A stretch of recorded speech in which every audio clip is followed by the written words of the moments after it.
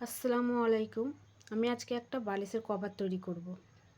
তা আমার এই বালিশের কভার তৈরি করার জন্য আমার লম্বাটা হচ্ছে 23 ইঞ্চ, তার সঙ্গে আমি 2 ইঞ্চ বেশি নেব। আর চওড়া হচ্ছে আমার 16 ইঞ্চ, চওড়া আমার 16 ইঞ্চ, তার সঙ্গে আমি 2 ইঞ্চ বেশি নেব।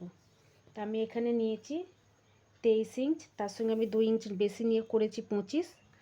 আর চওড়াটা আমার 16 ইঞ্চ, তার সঙ্গে আমি 2 ইঞ্চ বেশি নিয়ে করেছি 18 ইঞ্চ। এটা আমার একটা পার্ট। আর একটা পার্ট হবে, সেই পার্টটা আমি লম্বা যত হবে তার থেকে আমি 2 বা 3 ইঞ্চ কম নেব। আপনি 2ও নিতে পারেন, 3ও নিতে পারেন।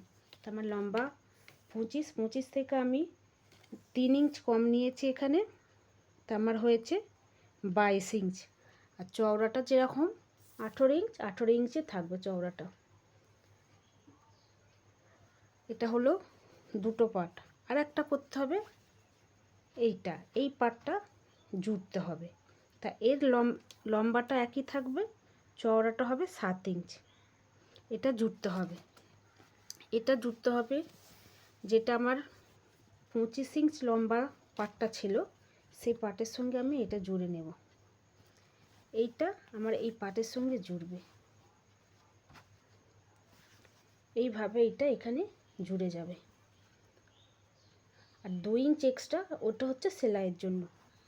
এটা আমার এখানে এইভাবে জুড়ে এটা সেলাই হয়ে গেলে এইটা এরকম উল্টে যাবে। তা এইটা আমি সেলাই করে আপনাদের দেখাবো বালিশের কভারটা কেমন তৈরি হয়েছে। তার জন্য আমরা এই 3টে পার্ট হলো, একটা পার্ট হলো, আর এই একটা পার্ট হলো, এই 3টে পার্ট। আর খুব সহজেই তাড়াতাড়ি তৈরি হয়ে যাবে। তা আমরা তৈরি করে তারপরে আসছি।